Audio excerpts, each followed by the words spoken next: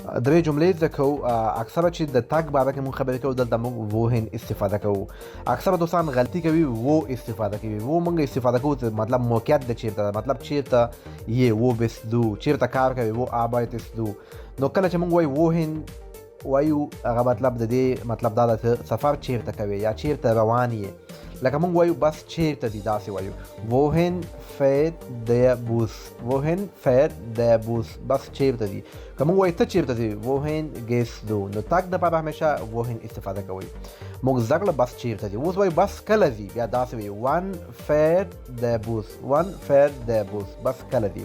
که وایو بس ولې ناوخته کړه، بس ولې ناوخته کړه، مهمه جمله ده او سخته جمله ده. ګورو چې دوستان یې صحیح لیکي که غلطه. که غلطه وي په کمنټ کې به زه صحیح جواب لیکم.